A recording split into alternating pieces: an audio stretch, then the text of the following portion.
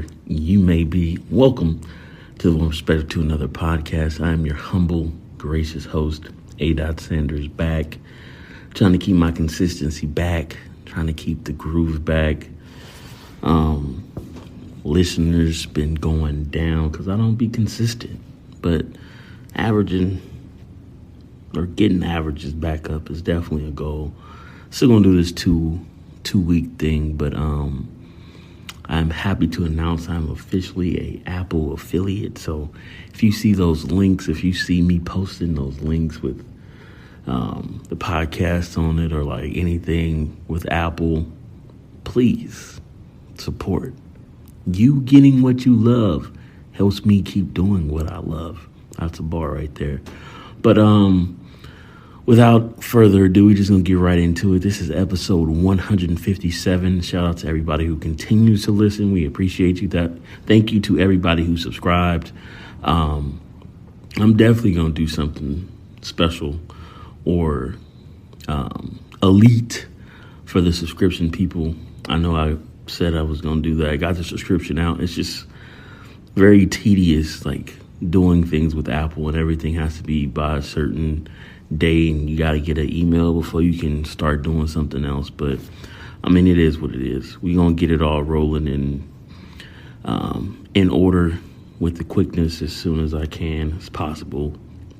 Because at the end of the day, like, you got to do things that you love to do and still have passion for. And it's something that I do still have passion for. And like I said, I want to keep my consistency. So that's why I'm here. But this is OPTA 157. These are just 3 thoughts that I've been having in my head for the past 2 weeks. The first one is there should be a 5 friends max limit to like people in your world. The next is the world, our world, the world, or our world, your world, the world. Probably saying it wrong again, but get back to it. And then last but not least, like just everything that's been going on with the world or United States of America.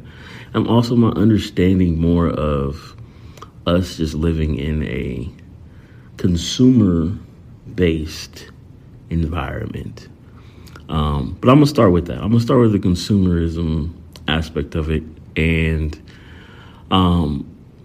being older now, I see why people are so, I don't want to say caught up, or how our parents were so caught up in money and why it's so important. It's not the aspect that money is important. It's that spending is important. Spending keeps you relevant. It was in one show, the main character, his dad, like explained it so beautifully in the way if you don't spend, you don't matter. And doing things with credit versus cash, like spending doesn't really care where it comes from as long as it keeps moving, and connecting the dots with the government and the Federal Reserve and just inflation and recessions and stock markets and gas prices and oil, and just taking like a really grand look at how all this shit is connected and how it's been happening for years upon years upon years.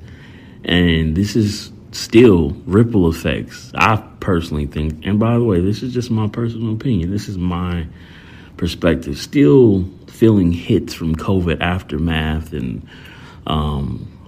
things being more expensive, things in the supply chain taking longer than normal, just like simple things. Food places not having certain foods that you were accustomed to, food being more expensive in general, all connected. And seeing the impact, baby formula, the whole 9 yards. The thing that really gets me is, I'll just say, for example, the president himself and how they, once every 4 years, and don't get me wrong, there are some politicians who actually do good work for the community, good work for people. But I feel like once you get to the MLB of presidential space, it just doesn't matter anymore because, like I've always said, I've done previous podcasts about it. The government, or when you run for president, they only care about you once every 4 years, and it doesn't matter what you think, it's how they can make you feel. And it's that season. Voting's already here. We're already voting for governor, going to be voting for the president in a couple more months. And it's really disheartening to see that the direct impact that it has upon people and how they I don't want to say take advantage of, but they manipulate a lot of people's emotions and feelings because I've realized, or I've learned, I've been blessed enough to be in a position where whatever the government, for the most part, whatever the government says or changes really doesn't affect me.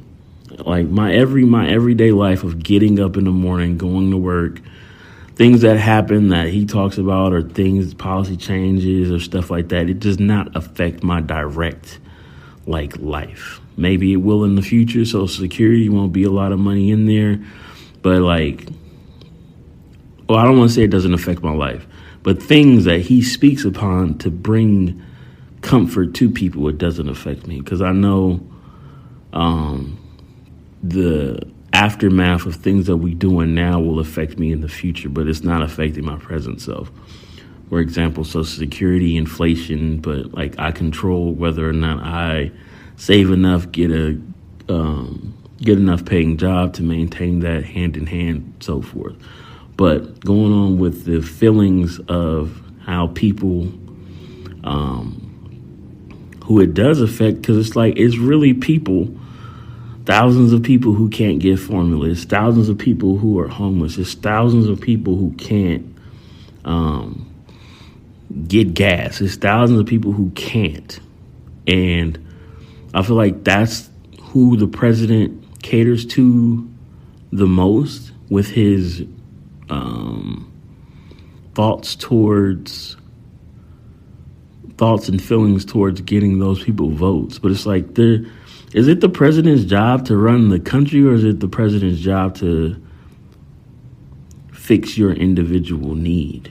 Because there's a lot of people, 330 million people in America and 330 million different ways of thinking, ways of thought. I was having a conversation about that, several conversations about that. And it's at what point will the world be all together? When will the world be on some Star Trek shit where everything's connected and it's there's no war, there's no peace, there's no racism.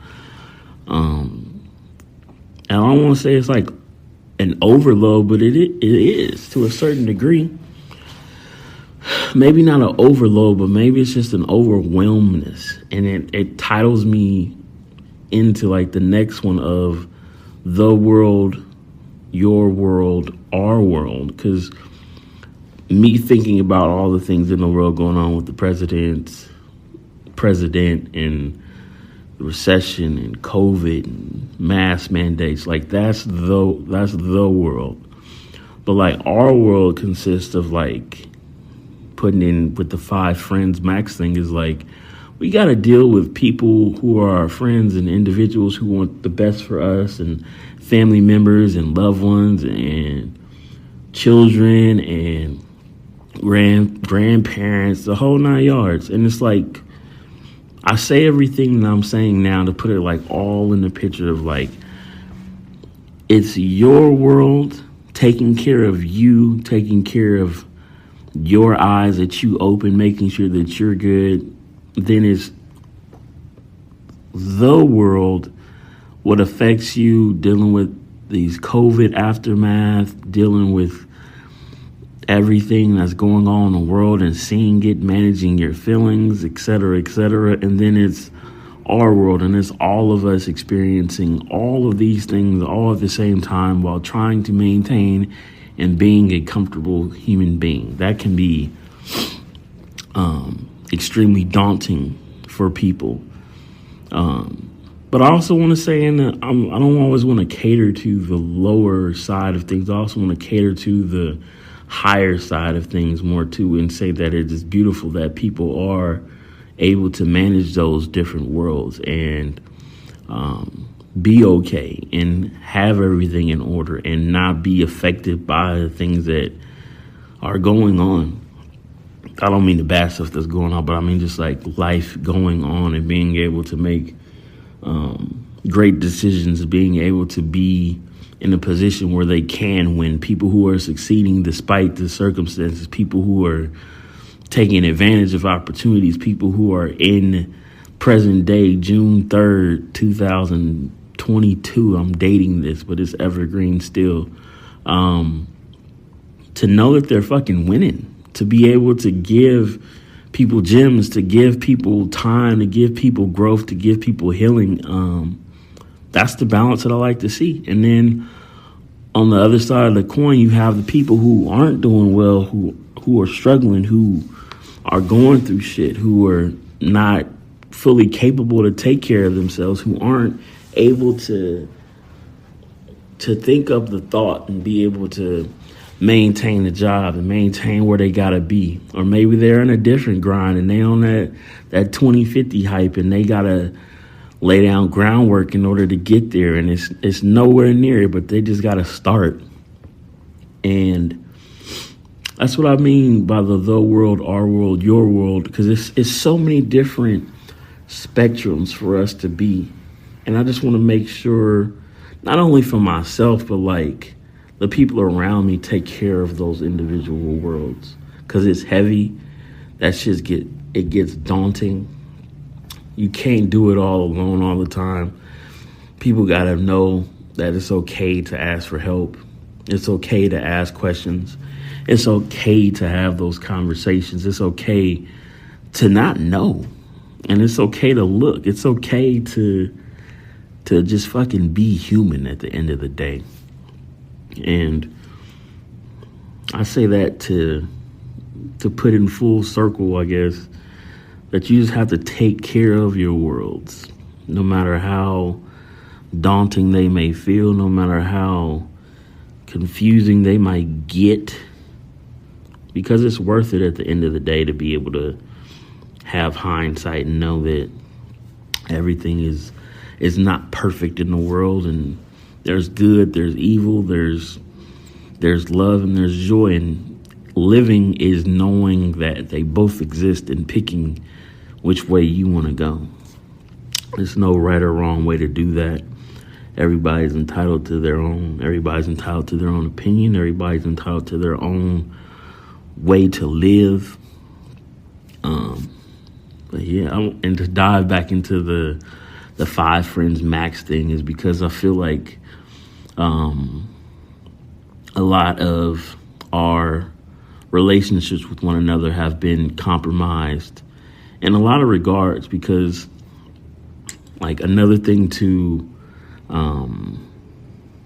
juggle is maintaining your relationships. Not everybody's going to be your fucking friend from like fucking 30 years ago, 20 years ago. It's a lot of new interactions and exchanges.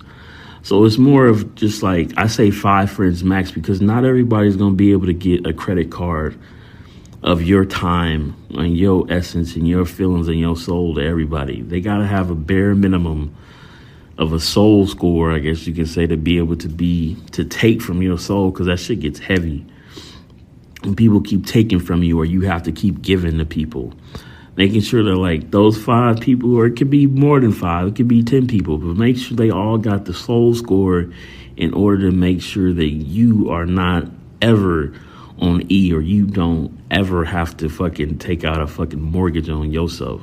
It's okay to borrow from people. It's okay to say that you need something. It's okay to just want to have something given to you. It's okay to want to take sometimes, but make sure that it's with time and your own just worth, instead of just giving out for free. So that shit start to take on you after a while. But yeah, I don't know if that made any sense, but I just wanted to be able to do something for the podcast, because those are my thoughts. That's what's going on. Back to this little diary aspect of it, I guess, because I want to get people, like I say, I want to get people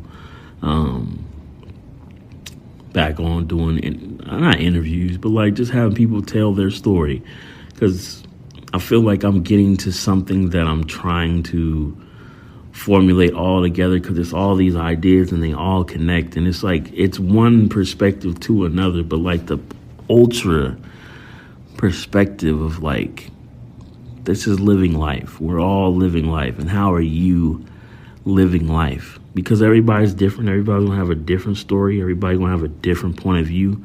But there are a lot of similarities in the things that we do with one another, the way we love, the way we talk, the whole nine. And I want to put that into a visual form. I want to put that into a word form, because a lot of times I'm just like all over the place with thought, and I just write shit down and jot shit down, but it never connects. So I'm trying to get things to connect now. Like, that's my new purpose with this shit, with myself, with my life, with the podcast, with OPTA, with my growth, et cetera, et cetera, et cetera. But on that note, as always, thank you for tuning in. Thank you for telling two friends to tell two friends. We got to get these listens back up from, we starting at 50 now, man. We was in like the thousands, but it's because of me not fucking podcasting for like 2 months, 3 months, actually longer than that. But consistency is always key. So we're going to get back on this consistency grind. And I hope that everybody's doing well out there who's listening. I appreciate you greatly. Remember to click them links for the affiliate links and all that jazz. We'll get more into that next time, because I'm still learning it myself. But on that note, we will catch you on the flip side, and I am out.